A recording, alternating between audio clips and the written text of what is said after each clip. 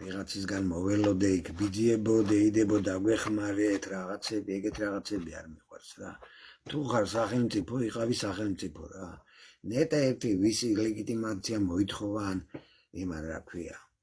აღიარება მოითხოვა ფაშინიანმა, ან ალიევმა, ან ერდოღანმა. სულ ფეხებზე არ კიდიათ კაცო. ვინ აღიარებს, ვინ არ აღიარებს. ჩვენ რატო გვაინტერესებს ეს ვიღაცის აღიარება? მაგასაც გაგცემთ პასუხს. ტრამპისგან რას უნდა მოველოდეთ ახლა?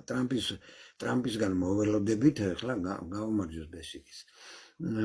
ტრამპისგან რას მოველოდებით, რომ გვაღიაროს დარეკოს და გითხრას, რომ მიულოცოთ ჩვენ ხელისუფლებას, ჯერ აღიარებას ველოდებით, ხო? აი ეს აღიარება და აი ვიწყეთ საერთოდ საფეხზე დაიკიდეთ ეს აღიარება სხვადასხვა სახელმწიფოების. ეხლა ჩვენ მოგწონს, არ მოგწონს, ქართული ოცნება მიიღო ყველაზე მეტი ხმა შევიდა პარლამენტში. როგორ შევიდა, რანაირად შევიდა? ხო, ცოტა გადავალ მოგვიანებით მაგ იმაზე, იმიტომ რომ მალხაზიც მინდა შემოგვიერთდეს და ერთად გავშალოთ უნდა მე და მალხაზი ეს თემა. გუშინ დავთქვით ეგ ამბავი და დაგეგმილია მაგაზე საუბარი, 6 მილიარდზე საუბარი დაგეგმილია და მაგ თემას გავშლით.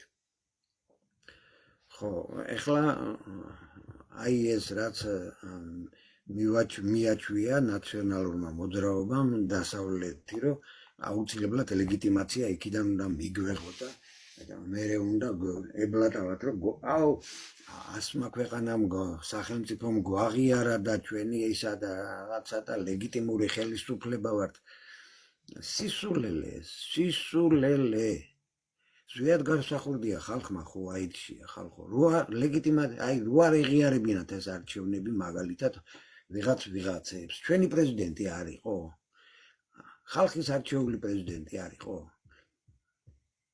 თუ შენი ქვეყნის მოსახლეობის უმრავლესობა, მამომრჩევლის უმრავლესობა ხმა მისცა ქართულ ოცნებას. ეხლა მოგწონს ქართული ოცნება, არ მოგწონს ქართული ოცნება. თუ რაც არის, ხო?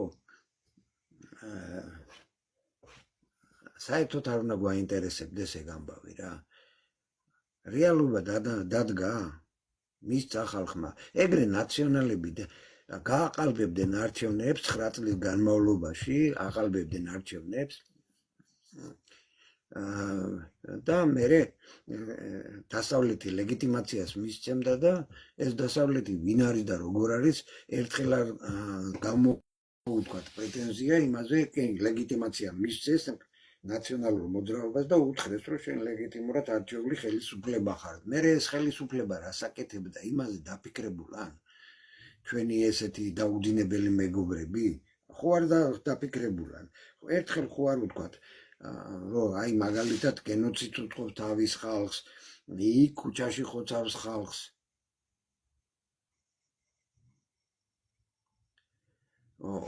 ქუჩაში მადლობა ზალი ქუჩაში ხოცავს ხალხს. მერე იქ რაღაცა რა ვიცი მე დარბევები, აი 7 ნოემბერი, მერე 2011 წელი, 2009 წელი, რა ვიცი რა, რომელი ერთი ჩამოგითვალოთ რა. რომელი ერთი ჩამოგითვალოთ. მანდამდე მივალთ მეთქი, მე ველოდები, სტუმრებს ველოდები და ის სტუმართან ერთად უნდა განვიხილოთ ეგ 7 მილიარდიანი ინვესტიციის საკითხია. ეხლა სხვა თემაზე ვარ ჯერჯერობით და ძალიან გთხოვთ წინსწრებით უნდა დამისვევთ. აი, როდესაც ჩემი სტუმარი მოვა, მაშინ დამისვით ეგ შეკითხვები. ხო, აქედან დასკვნა. ესე იგი, როდესაც ლეგიტიმაციას აძლევს ჯერ ერთი გაყალბებული არჩევნებს უправებს დასავლეთი სააკაშვილის, წარმოგიდგენიათ, ესე იგი ქართული ხალხი წინააღმდეგი იყო და დასავლეთი უправებდა ჩვეულებრივად რა და იძახდა, რომ ეს ლეგიტიმური ხელისუფლებაა. მე ყველაფერს აბსოლუტურად დანაშაულები, როგორ შერაცხეს დემოკრატიის შუქურად სააკაშვილი, ხო კარგად გვახსოვს.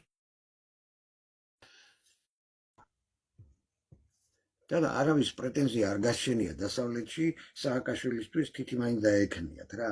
ხო და მისცეს უფლება ყველაფერი გაეკეთებინა, ქართველი ხალხი დაეჭმორებინა, განათლების სისტემა, ჯანდაცვა, სულ ყველაფერი დედაეტირებინა მთელი ქვეყნისთვის და მერე უკვე დადგნენ და უკვე ჩანაცვლება მოხდა, რა თქმა უნდა, ხელისუფლების 2012 წელს.